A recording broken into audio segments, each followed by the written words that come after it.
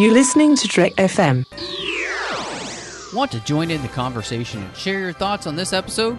Join the Babel Conference, our listeners' discussion group on Facebook. Just type BABEL into the Facebook search field, and we'll look forward to seeing you there. This is Steve Sansweet of Rancho Obi-Wan, and you're listening to the 602 Club.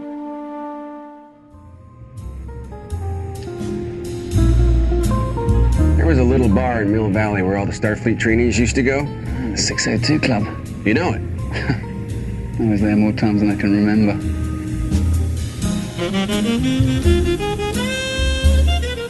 So, okay. Right as rain.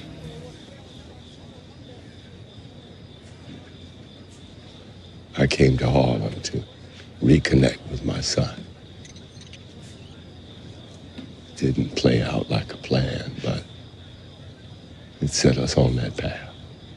Why don't you come back to Georgia with me? Huh? Why don't you come on home, son? You know, you always used to tell me to finish what I started. My work in Harlem isn't done yet. I gotta see this through. It's a burden. I know. The darkness that you deal with every day, the people disconnected from their souls. Well, that kind of work can make you angry. It can consume you whole if you let it. I know. I do. So, don't let it. Don't you make your calling a curse. You'll be better than me. You know, the best part of you got from your mother.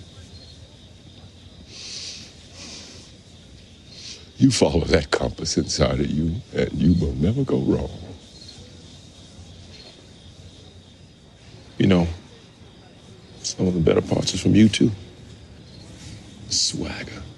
Hello and welcome to the 602 Club, Trek FM's local watering hole. I am just so excited to be back. This week is very busy as I am heading off to Dragon Con, but I wanted to make sure to get in a show. And luckily we have the brand new Luke Cage Season 2 from Marvel on Netflix that just dropped not too long ago, and so I am very excited to welcome back. It's been a while, but the one and only editor of the Star Wars Report, friend of Bruce Gibson, husband of Christy Morris, who is famous now on this show, Michael Morris. You're not faster than Usain Bolt, you know. I never said I was. So I never said I was. So,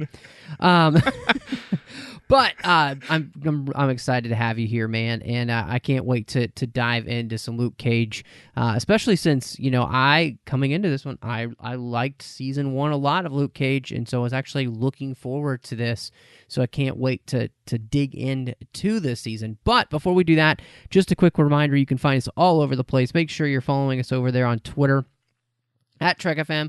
Facebook at facebook.com/TrekFM. Like us there. Hit us up with a star rating review on iTunes or Apple Podcasts. Make sure you're doing that because it really does help people find the show. You know, there are a lot of shows like the 602 Club, and if you enjoy the 602 Club, make sure you let people know and help people find us when they're searching for podcasts on iTunes by giving us that star rating and review. And if you do, we will call you out on the show. We'll read your review so you will be internet famous. Yes, that's right. Your review will be read here. You can also find us online at trek.fm. We also have our listeners-only discussion group, which if you enjoy talking to other fans about all the different shows you listen to, the Babel Conference is the place for you.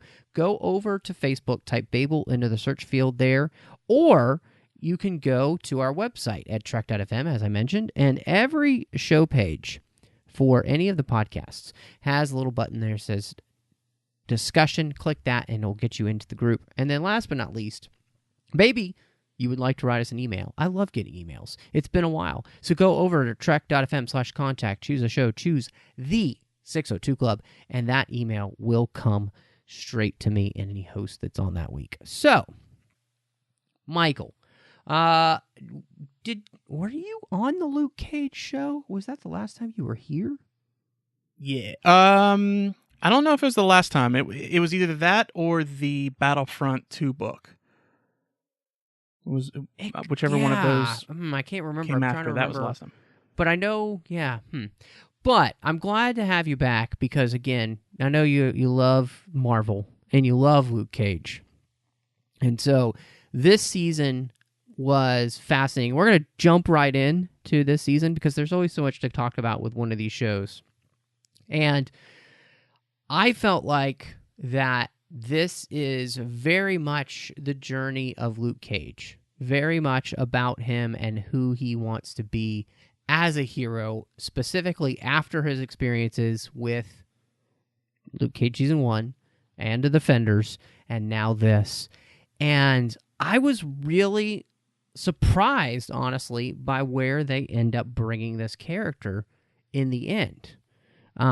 Because I kind of thought that Luke Cage, of all of the Defenders characters, was the one that had the strongest moral compass.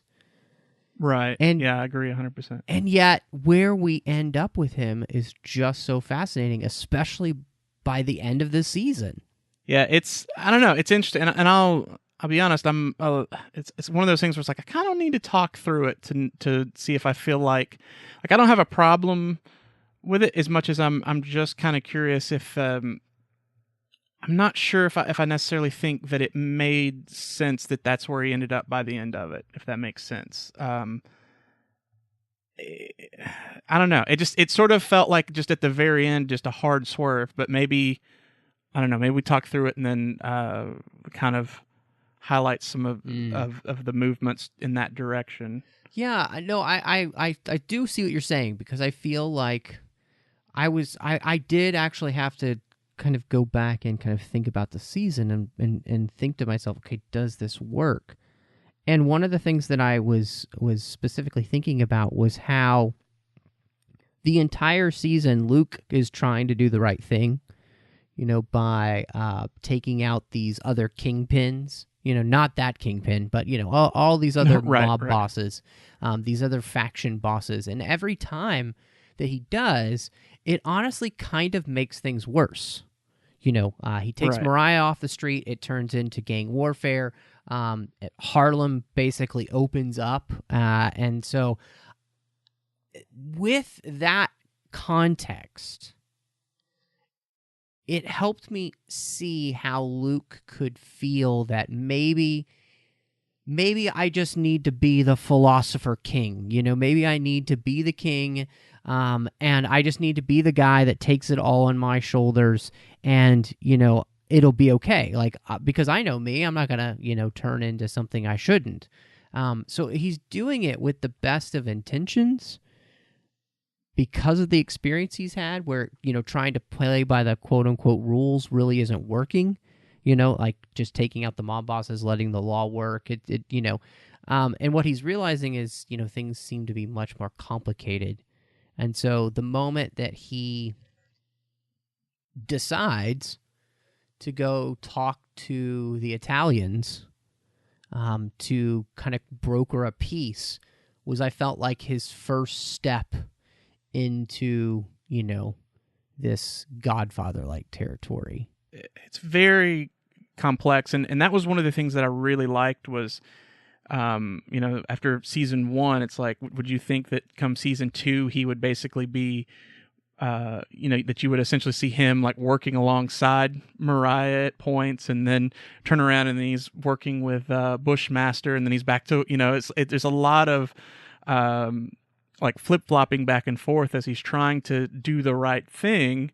He ends up essentially helping one bad guy or the other, while, because of what's going on at that point, and him trying to be the good guy. So it's, I don't know, I found it really interesting, and I thought made for an interesting sort of roller coaster ride. In the end, it makes him, at least at the end of this season, like the benevolent Cottonmouth or the benevolent Mariah. He's just taken their place. And what I thought was kind of fascinating was to see him see the value in what they had brought to the community and then try to do it in a way that is more morally upright. And yet at the same time, he's really just, he's going down that, path of good intentions, and in the end, it was fascinating too, because he gets played by Mariah one more time.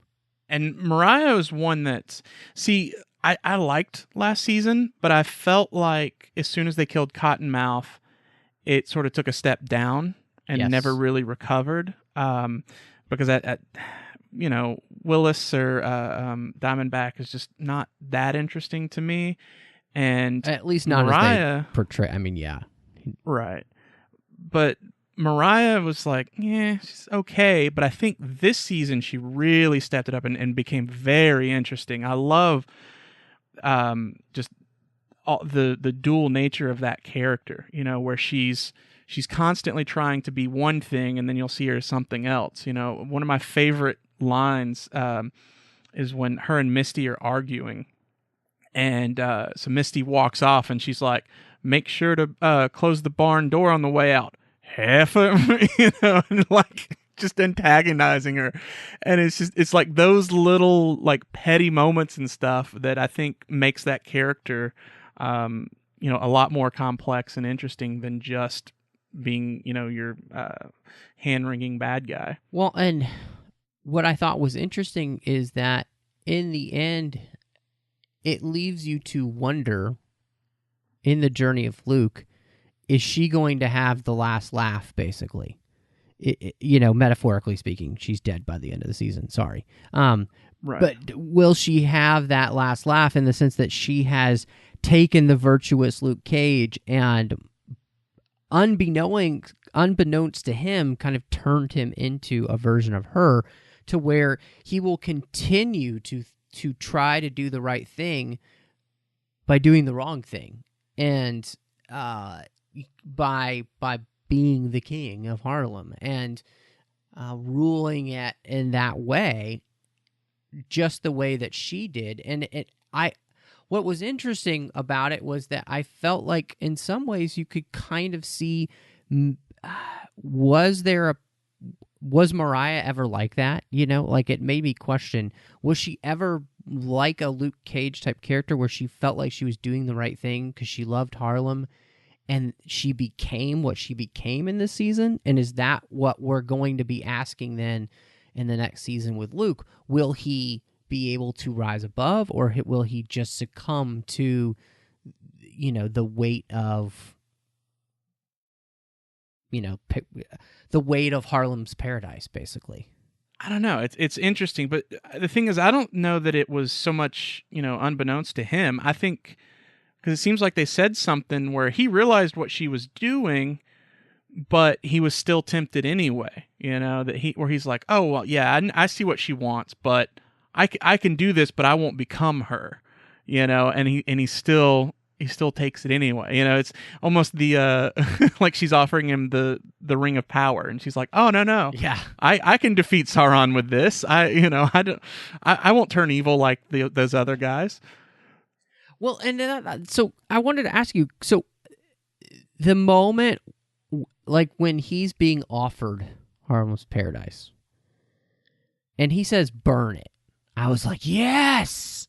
Yeah, that's like, yes, he resisted, and then you see him at Harlem's paradise, like, no, you fool. Like, there's a part of me that, like, so I get what they're doing, and the whole point is to bring your character down this path to challenge him, right?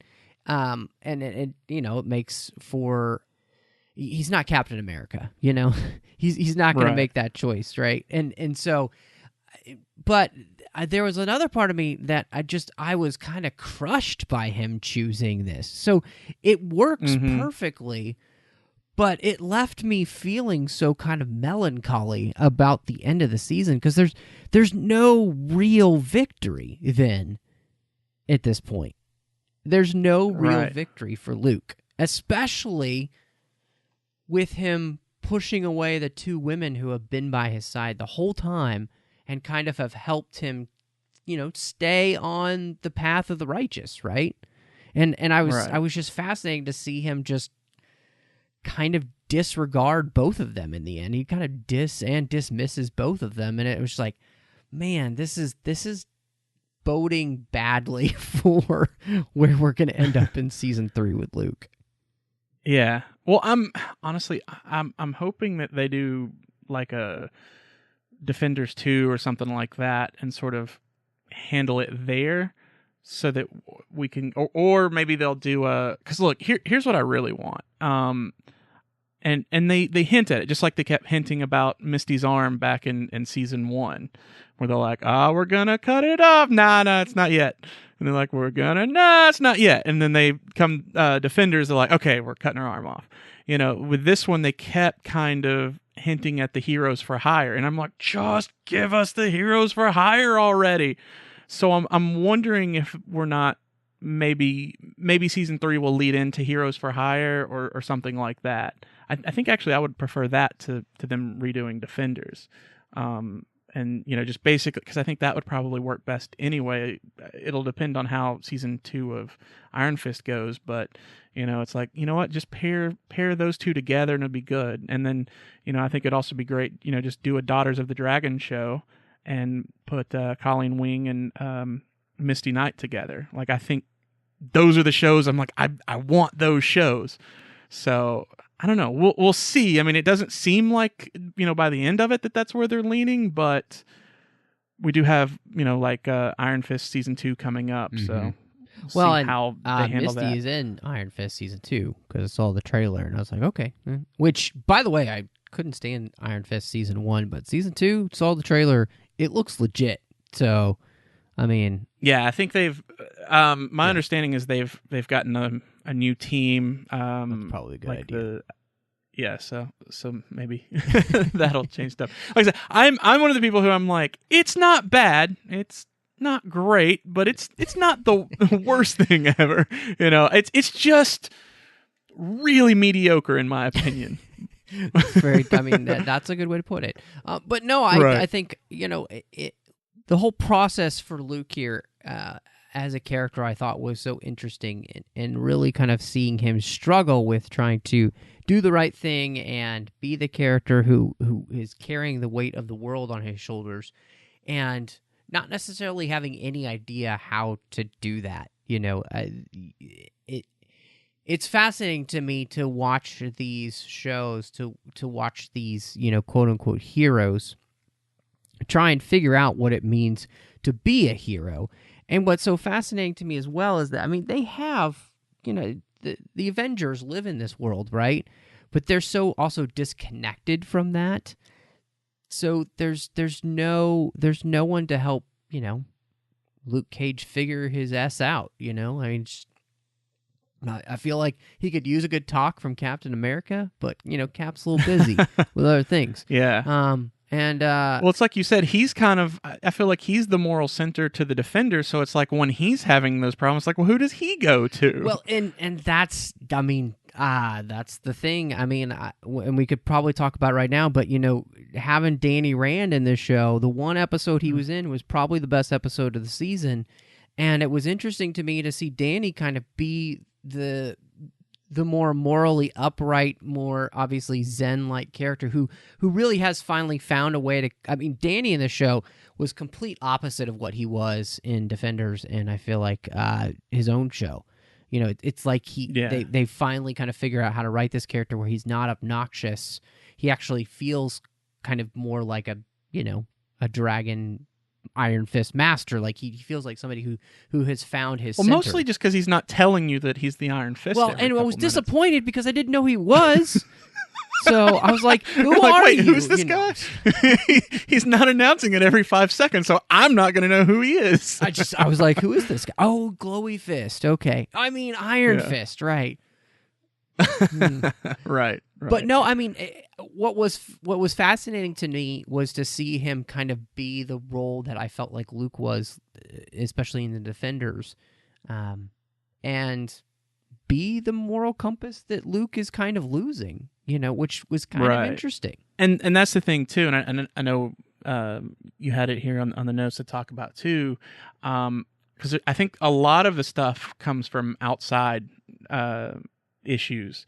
For instance, the guy who played his father passed away in the middle of shooting, and like that felt very obvious, where it's just like all of a sudden he's just not there anymore, and you're like, wait. You're like, I feel like he should probably be here, in some of this. And it's like, yeah, that's not going to happen, and then of course, which I think this was something they saw early on, so they were able to sort of ride it. But I still felt like it was maybe a bit abrupt, which was Claire leaving him. That was because, of course, she is doing another show, so she had to leave production basically to go work on some other show. I think it's for Netflix. I can't remember exactly, but so that's why even in the end, like, you don't see her. It's just like, oh, Claire's here, and then it's like, okay, they basically had to sort of write her off.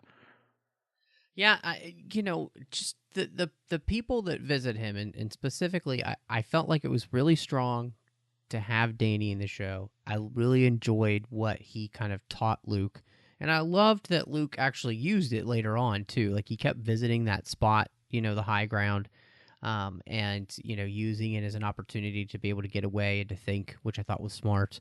So I really liked that. And honestly, they just have good chemistry as actors together, and they play off each other well. And I'm like, yeah, I'm kind of with you. I would love an entire show that's them together. And part of that is because I feel like, Luke needs somebody else at this point. Right. And, I feel like he kind of needs Danny Rand to come Iron Fist slap his face. Kind of iron some fist stuff out for him. Because Luke is woefully wrong in his decision in the end that he makes. This is not the best way to go, and I think, and I could see Danny being the one who maybe can talk some sense into Luke, especially since, as we mentioned, he pretty much dismisses Claire at the end, like, tell Claire to go home, and part of that is because I feel like he knows what he's doing is not the right decision. And the last person you want around is either Misty or Claire up in your business telling you what you're doing wrong, because those two are not going to keep your mouth shut about what they believe is right. Right. So, yeah. But, I mean, Danny can come in, though, and just Zen master you. So, right. Yeah. Yeah. Because he did. I mean, that was the cool thing, is like, he's just sitting there being silent and everything, and he kind of just, by example, he teaches Luke that some ways to do life a little bit differently. So I feel like he could do it again. So yeah, more Danny Rand. I never thought that I would say that. I never thought that I would say that after the Defenders and Iron Fist. Right. But and the thing that I thought was really one of the most interesting things about this show is just kind of this. Luke Cage, in some ways, kind of feels like he's not a background character, but what really took center stage for me in this show was the family feud that he gets caught in the middle of with the Stokes and the MacGyvers. And that was fascinating to me, to see the way that this blood feud has been going on for generations, and how it destroys so many people and so many things in their wake. And they're awful people. They're just like awful people. Well, I don't know that the MacGyvers were really that bad, though. Well, put it this way. It's Bushmaster's way of seeking vengeance on the Stokes that is just as bad as what the Stokes did to him. Mm-hmm. You know, it's the rest of his family is not like that at all. It's only him, right? And his is it his brother? Or not his brother, but I mean, he treats him like a brother that's with him the entire time. Right, his best friend. Was it his uncle? Well, I know he seems kind of young is the one looking to who be his owns uncle. the restaurant, but I don't remember. Okay. I don't remember what the relation is between him and the guy who's with him the entire time helping him out. Right. I don't remember if they ever even said. So okay. But yeah, I mean, just what they do and what they're willing to do to the Stokes and to other people that are involved with them is just as bad as what the Stokes did to them. Yeah, I don't know. I think the Stokes was especially there at the end in the restaurant where Mariah just goes way too far. I think his whole issue is it's almost the whole, like if you seek vengeance, then bury, or then you need to dig 2 graves or whatever type of deal. I think he seems like he's not that bad of a person per se. He just become consumed with vengeance, and it sort of tore him down. Yeah. Well, I mean, I would say that for him, it becomes the Yoda axiom of fear leads to anger, anger leads to hate, and hate leads to suffering. He allows that to fester, and he seeks vengeance, which he will achieve at any cost, no matter who gets in his way. And he is not above hurting innocent people that get in the way, and he does. And so in the end, it doesn't really make him that much better than that which he's fighting. On a whole, I mean, I think when you look at it, I mean, obviously from Mama Mabel all the way up to Mariah, there are just dreadfully awful people who are willing to do the most awful things to others to stay in power. They're like the gangster Sith Lords of Harlem. I mean, really, they just what they're willing to do to stay in power is abhorrent. I mean, there's no other word for it. Right. Yeah, it's a lot of the family aspects of the show I thought were really interesting, and getting back to even like Luke's journey. I felt like, especially as the show goes on, Luke sort of becomes, I don't know, it's probably not the best phrasing for it, but almost like a man-child, where it seems like he's wanting to try to figure out what kind of hero he's supposed to be or whatever, but it's really almost like he's actually coming into his own as a man as well, and a lot of that with his relationship with his father, and him basically growing up trying to determine, I guess, to reevaluate his moral compass and try to see the righteous path, I guess. That to me, that was one of the more interesting aspects of it, and I like the idea of especially how they painted his father in season 1, and then come season 2, you see that his father's not really that horrible. It's like, yeah, he has his faults and everything, but he does want to be there for Luke, and he does see him as his son. Like, I love the point where he's like, bulletproof or not, nobody shoots at my baby. Like where he has that, fathership like mentality to it. And I really, really enjoyed his character, and that was the thing, is I hated that. It does seem like he kind of just drops out right there toward the end. See, yeah, I think from the Family Feud to the Family Matters, I do feel like the show is all about family in some way, shape, or form. Whether it's Luke and his dynamic with his father, or Tilda and her dynamic with her mother, Mariah, and everything that's gone into that. And what I thought was fascinating is that they both have very skewed childhoods. Their childhoods are Right. pretty awful in the sense that, Luke learns that his father is an adulterer and has had another child, that awful stuff there. Tilda learns that her mother was raped by her uncle and is actually his child. And so what you get is this total degradation of, what's supposed to be a safe place for kids to grow up, which is in family. And Right. it's really the kind of the destruction of the family. And I think you're right to call out that Luke is trying to figure out who he is, and it's one of the reasons I think Claire continually tries to get him to go to his father, have that conversation to move past that, because it is holding him back. But his anger at his father, I think you're right, does kind of create this kind of man-child who,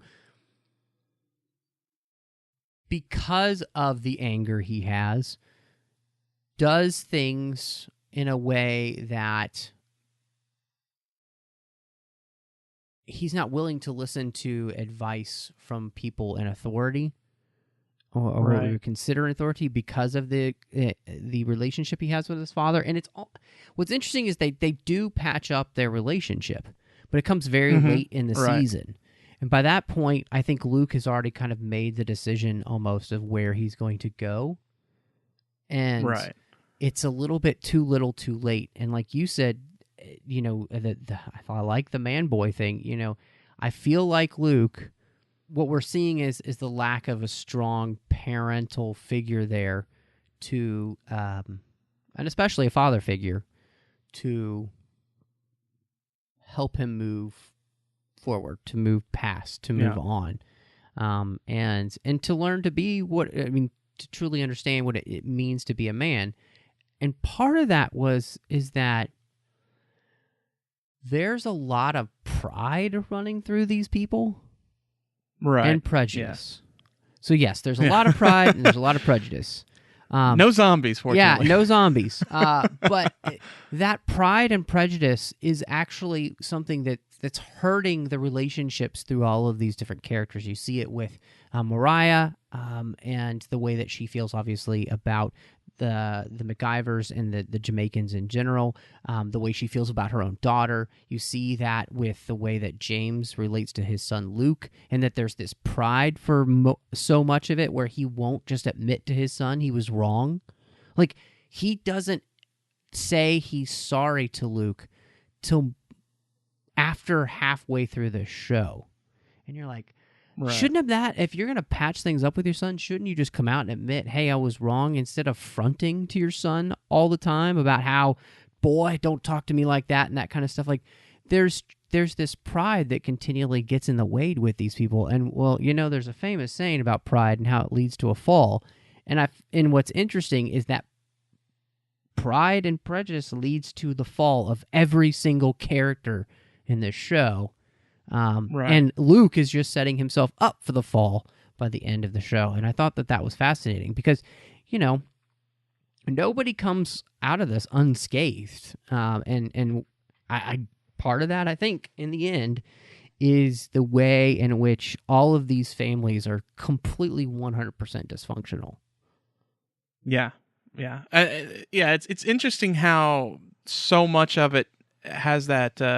You really can look at the three characters, Bushmaster, Mariah, and Luke, and then see those parallels about where they're dealing with something about their family, and they're also, all three of them have this thing that they can't get over that ends up leading to their fall.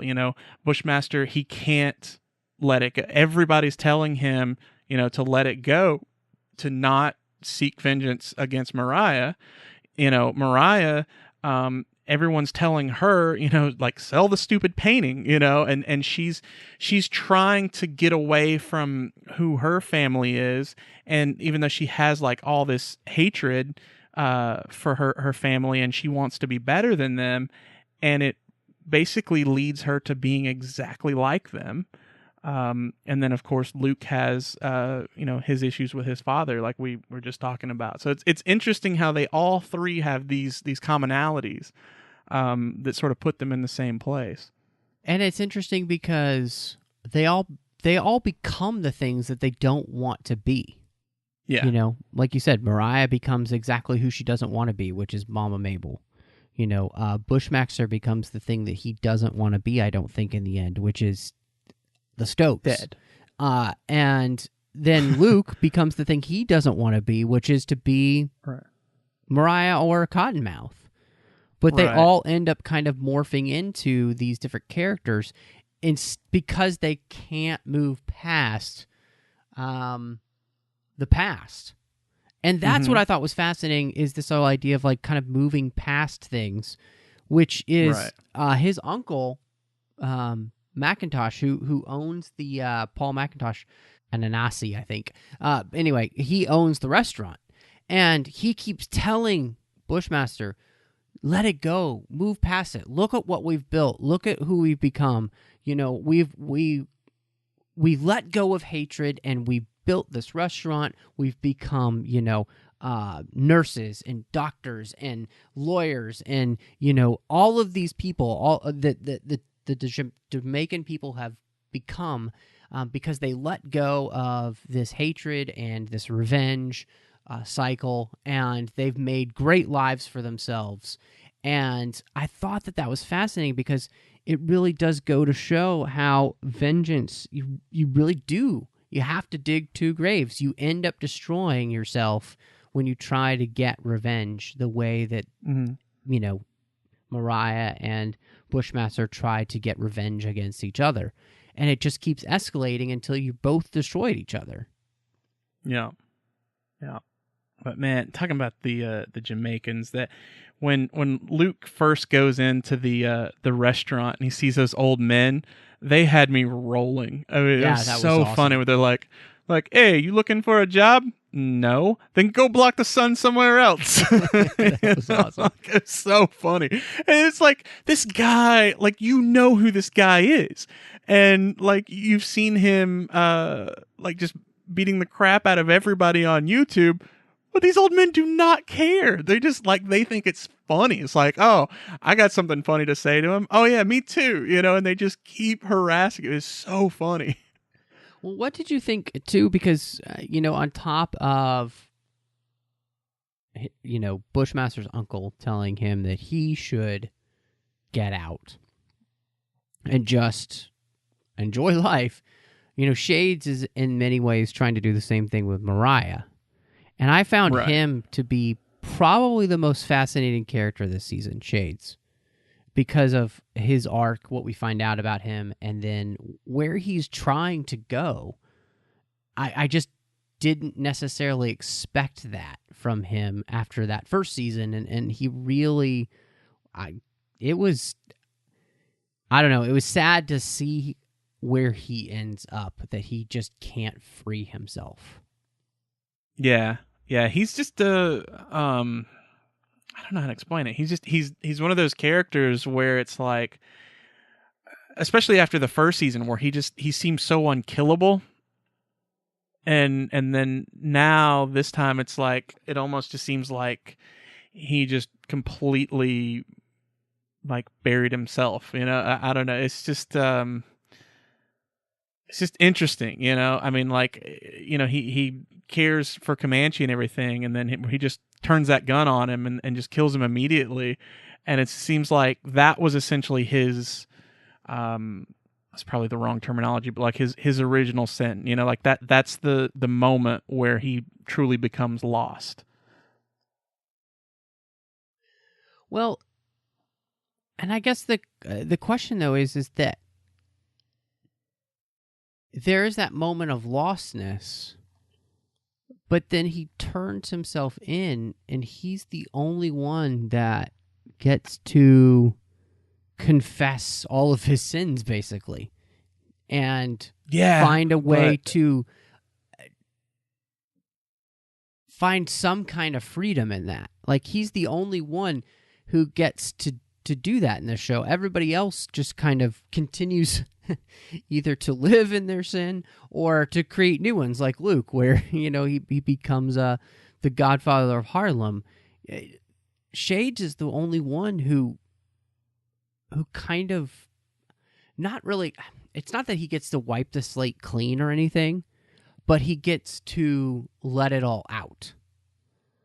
Mm-hmm. And I thought that was really interesting, that he's the only one who really gets that opportunity that's in that life to let it go.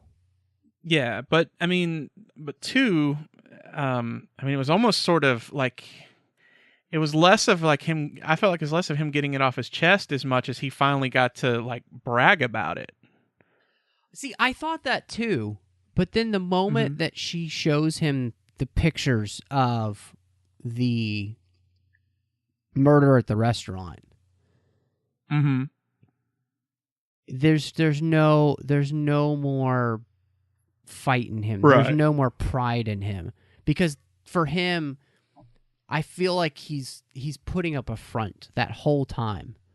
He's trying to get a rise out of Misty, and so, but it's at that moment you can see that he doesn't truly feel. I don't feel like he truly feels proud of the life that he's lived, which is why he's spent this entire show trying to get out of it. And try to go legitimate, because he desires a life that's free, like to be free. Like that's what he wants. Right.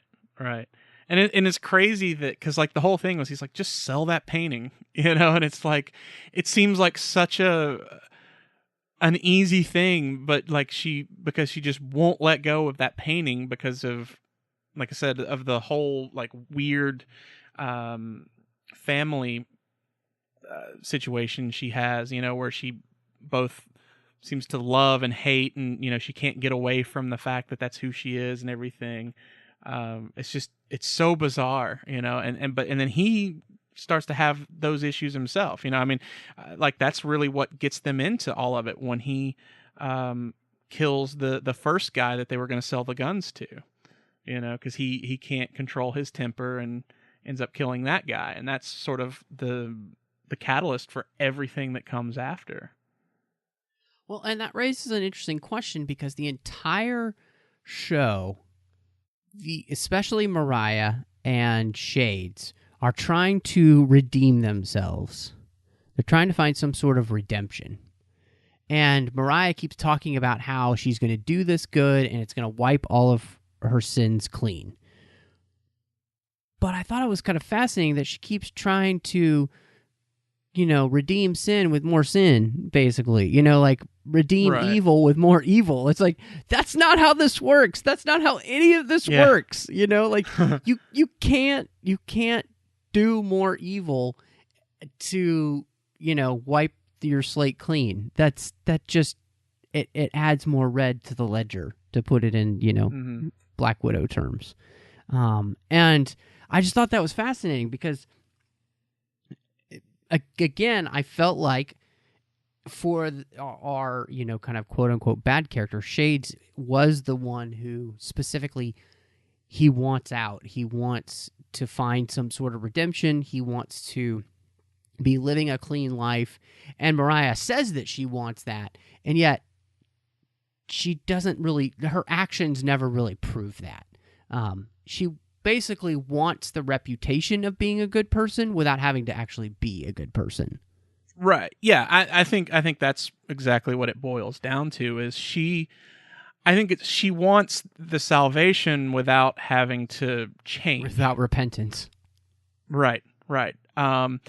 She basically, it seems like she's like, okay, I know that, the way to salvation is to do good, but I'm not, like in my heart, I'm not good, and therefore, that's going to control my actions, and it's just going to kind of keep leading me back that way. She doesn't realize, it's like, no, you have to change yourself before you can change your actions, and I don't think it's so much about, she doesn't want to do good to do good. She wants to do good, to save herself, essentially. Well, she wants to do good to get the reputation of doing good, which is the exact opposite of why you do good. Doing good should be its own reward, whereas that's not what she's looking for. She's looking for people to see her as a good person instead of just being a good person. And there's that, like we're saying, there's a complete difference in that. And like you cannot become a good person without changing the heart of who you are inside. Mm-hmm. And she's not willing to do that in the end. And right, you know, and you know, I think there's a sense in which I wonder where they're going to take the character of Shades, because it almost seems like he's kind of realized that, because at the moment where he could have killed Bushmaster's aunt, he doesn't. Mm-hmm. He can't. Right. And it's the first time he can't pull a trigger. And so there does Mm-hmm. seem to be a sense of change happening there. And so, honestly, kind of fascinated to see where they take that character, to see if if there's any way he can find some redemption. No, you have to correct me if I'm wrong, though, because I went back through, but I didn't get all the way back through the episodes. Seems I was thinking he was left in prison, though. Was that not? Well, no, where he ended up by the I'm end? just saying, I'm wondering what they'll do with him. You know, if he'll be able to, you know, find some kind of redemption in the end. So Yeah. See, I don't know, because like I said, I think that's kind of interesting, is just for like how are they going to write that character going forward? Like, because he, you know, they basically told him to, like, nope, you actually don't get anything because, you know, Mariah's dead, therefore your deal won't work. So right.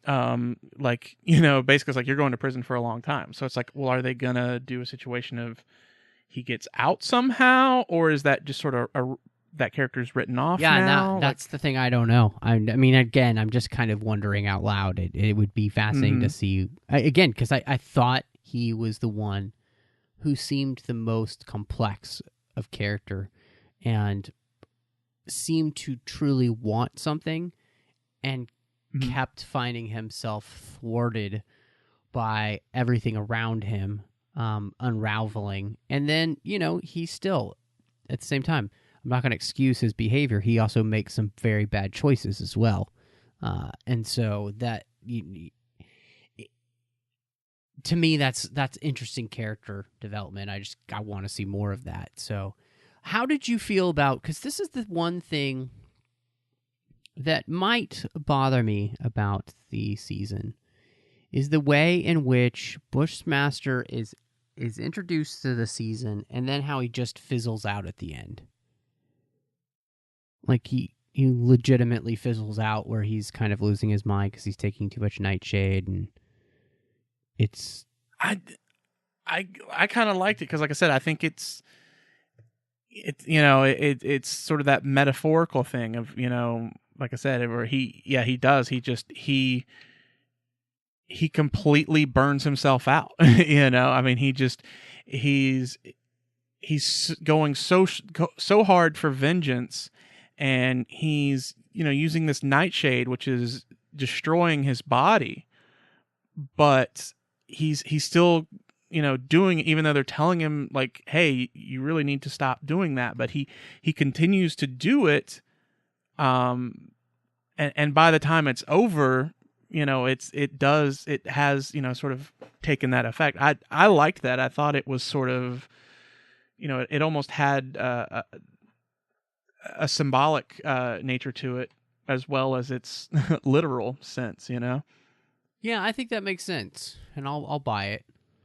I didn't necessarily have a big problem with it. I did think it was interesting that what was fascinating to me is that he's not actually Luke Cage's enemy. Again, Luke is caught in the middle of a family feud, a blood war happening between these two families, and Luke is just trying to find a way to keep the peace and keep, you know, Harlem from tearing itself apart. And I think that makes for a compelling season, where what he finds is that, you know, like you said earlier in the show, like, Bushmaster isn't really his enemy. Right. You know, really the enemy here happens to be Mariah, truly. Mm-hmm. And it happens to be Bushmaster at certain parts of the show, you know? And so Right.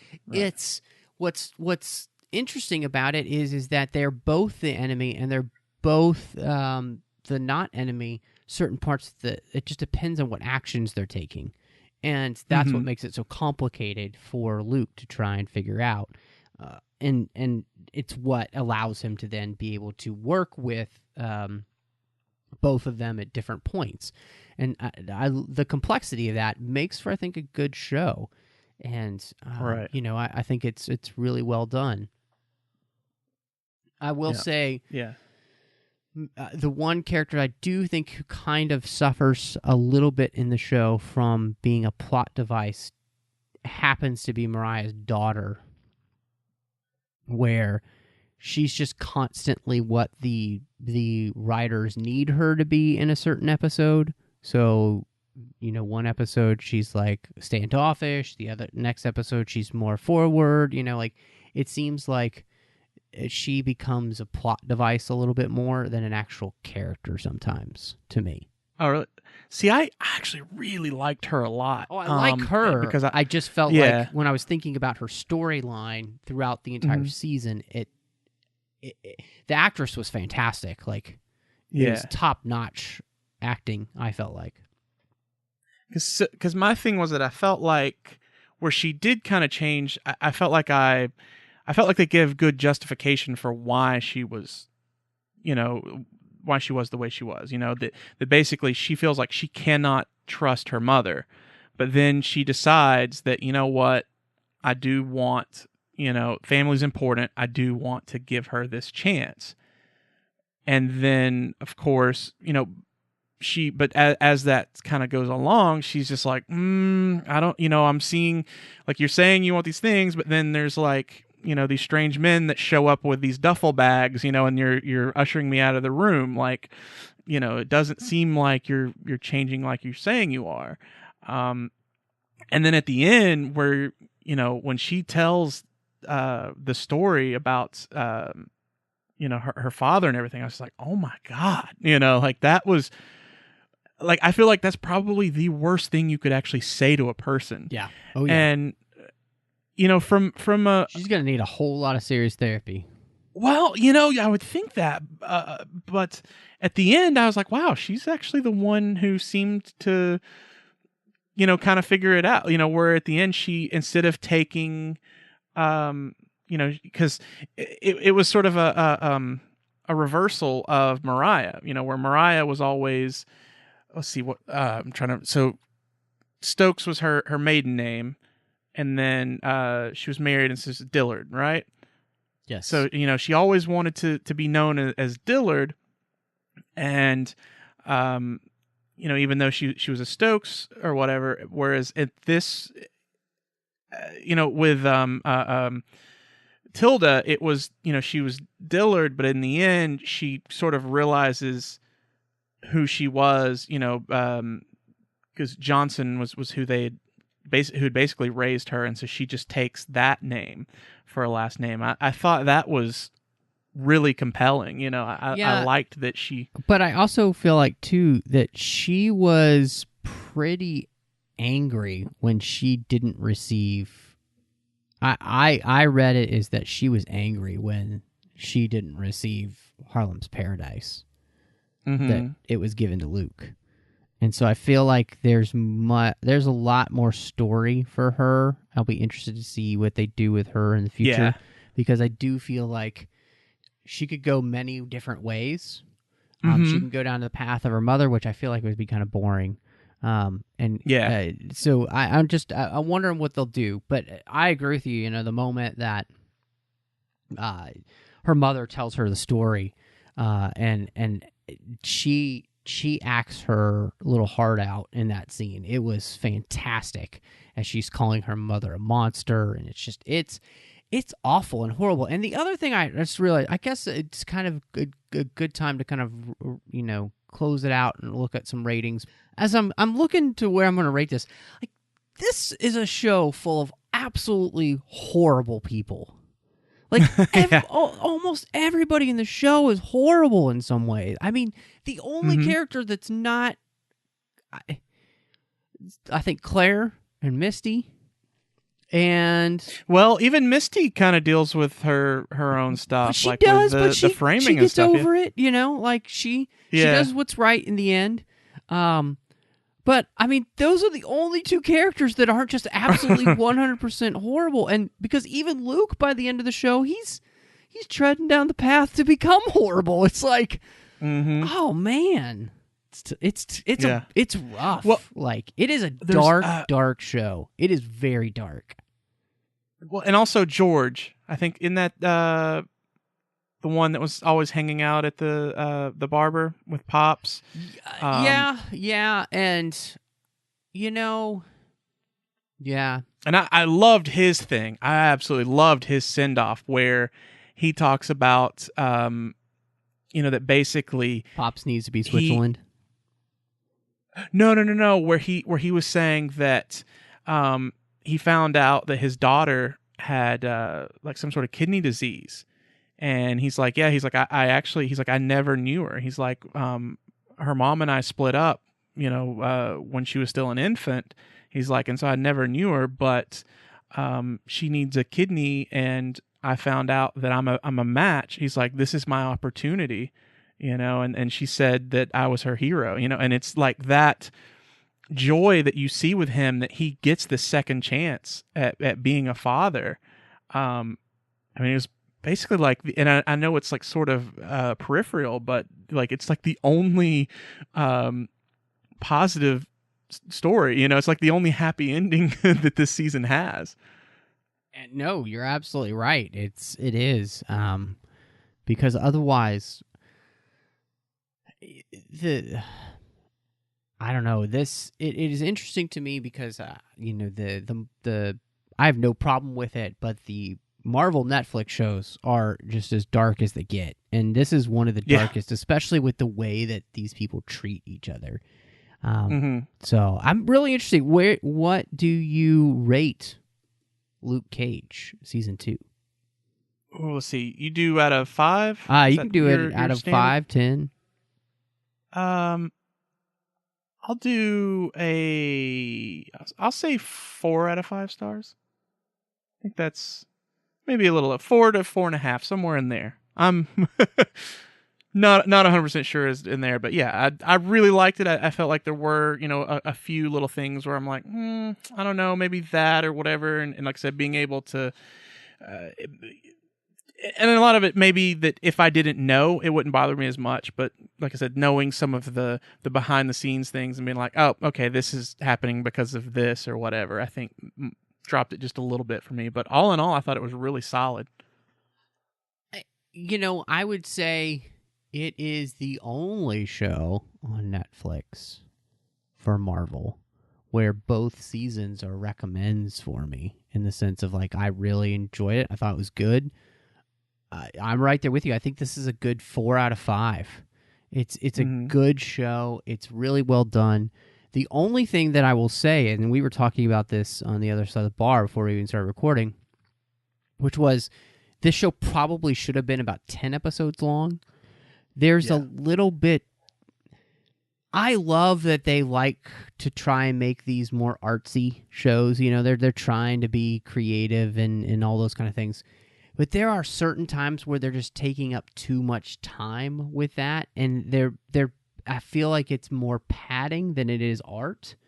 And therefore, I truly feel like that you could cut this season down to by 3 episodes and just have it be 10 episodes long and have a much better show, because you've had to whittle it down and take out some of the things that I think are a little extraneous and do them more succinctly, and you would have just a much better show. I don't understand why these Marvel shows feel like they have to get to 13 episodes, unless it's the Defenders and it was only 8.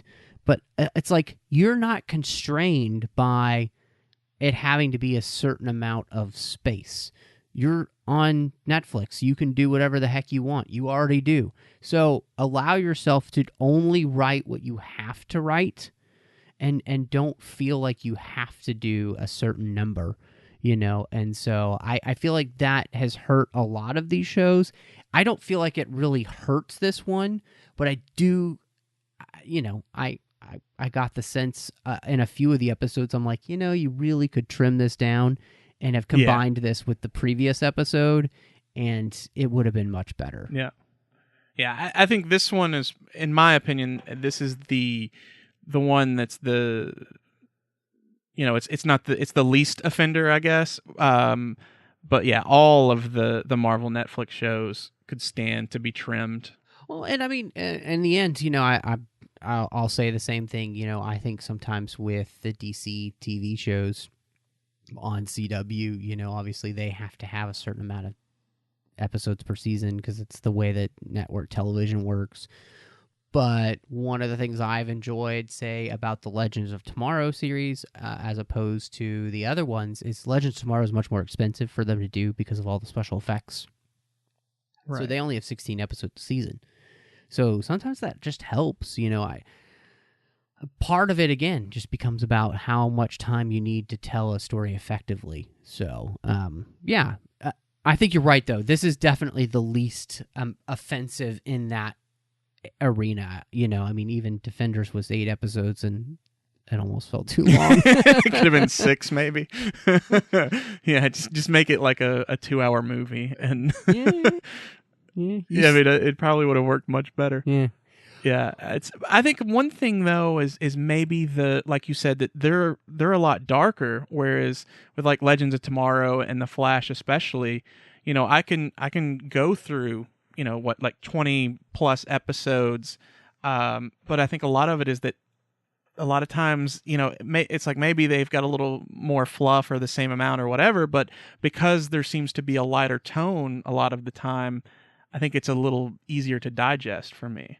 Yeah, I mean, you got a point there, I think that sometimes that's definitely the case, Mm-hmm. I don't want anybody to hear that I have any problem with well-done show, whether it's dark or light. I think a lot of these Netflix shows prove that you can have these kind of very down-to-earth and more hard-edged, hero stories and have them work really well. So I don't think there's any issue with that. But I would say, make sure you don't pad needlessly a series that could be great, but you made it 13 episodes, and so it's only good. I think that's where I'm saying don't hurt yourself when you don't have to. Yeah, no, and I agree. Like I said, I was just wondering if maybe it's more noticeable when these shows overstay their welcome just because of that. Whereas I feel like... Yeah, it could be. I mean, when you're finding out people born of like incest and people getting burned alive. Right, I mean, there's only so much of that you want to watch. So... Yeah, you're just like, I need a break now. Yeah, I need to watch Parks and Rec. But exactly. So glad that we got a chance to talk about this. I did just see that season 2 of Iron Fist comes out soon, so I'll be interested to watch that and cover it on the show sometime. I don't know exactly when we're going to get to it. We have a very busy schedule coming up for the 602 Club this fall. There's a lot of stuff we're going to be doing, and I actually have, I'll be honest, I've got a few shows I got to watch coming up as well. Some fun things I'll tease for you folks out there. We are looking to cover Man in the High Castle, as well as Tom Clancy's Jack Ryan coming up. So some great stuff coming up there. Can't wait to talk about those. Just FYI, as a little note, because I will be gone at DragonCon as of this recording, I'll be leaving on Wednesday. We're recording on a Monday. And because of that, I won't be able to do an episode the next week. So please forgive me, but I will be out of town and have no way to record a show like that. So forgive us, but when we come back, we'll be talking about The World Is Not Enough with none other than Christy Morris and John Champion as we return to Bond. So, definitely something to keep you excited. want to say a huge thank you to Ken Tripp, Davis Grayson, and Daniel Noah for their support of the show on Patreon. We are a huge network, and there's just no way that we can do this show without people like them. They are the social producers here through Patreon because they realize that they love the quality programming they get from Trek FM, ad-free, and they've decided that this network is worth their sponsorship. And so you can go over to patreon.com/TrekFM and see how you can become part of the team, help support the network. It costs a lot of money to put this together, and there's no way we can do it without your help. Again, go to patreon.com/TrekFM and see how you can help us out and bring all of these shows to you each and every week. Now, Michael, man, been fun talking about Luke Cage Season 2. Let everybody know where they can find you. You're a huge Marvel guy, so, I mean, if anybody has Marvel comic questions, where can they catch up with you and ask their burning Luke Cage questions? Yeah, so I do DC as well. I haven't been doing it as much lately just because I've gotten away from physical comics, and DC still does not have an unlimited service like Marvel. Please, DC, do that. Yeah, I don't need think it. they're going to do it anytime soon, buddy. Oh, it's closest you're going to get but is anyhow. going to be the DC universe. So. Yeah, we'll see. Well, I'll see how it is. I might try it. I don't know. I'm trying it for. I signed up for a year because it was less if you did it the weekend that they announced it, and I'll try it for a year, see how it is. If I don't like it, okay, whatever. Yeah, you can find me talking about all sorts of Star Wars and comic book things. Sometimes giant monster movies. Although most people tell me shut up, they don't want to hear it, so I'm like, fine. Over on Twitter and Instagram, which is just Morris Isley. I have my podcast, Cloud City Casino, which is on the Star Wars Report Network, where we just talk about some Star Wars gaming. And we actually did the classic fighting game, Masters of Terraskasi, however you pronounce it. Terraskasi, yes. Dryden taught me. So that's an episode. And it's definitely a fun listen. So that should be coming out by the time everyone hears this. Well, awesome, man. You could find me, of course, here on the network doing The Orb with Chris Jones. I'm also on Twitter at MattRushing02, as well as on Instagram under the same name. You can also find me on the Nerd Party Network, as I'm talking about Star Wars each and every week with my good friend John Mills on Aggressive Negotiations. It is a blast. We are actually going to be at DragonCon together, so we'll be excited to be sharing everything that we're doing over there at DragonCon, as well as hopefully an episode where we're both in the same room, which is always enjoyable. You can find me also doing Outpost with Drea Kaufman as we talk about Harry Potter each and every week.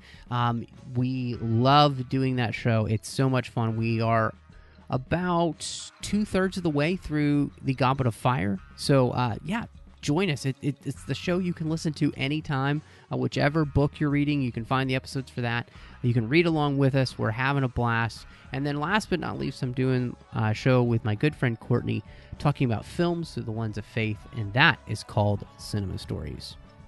Thank you so much for joining us, and y'all come back now, you hear?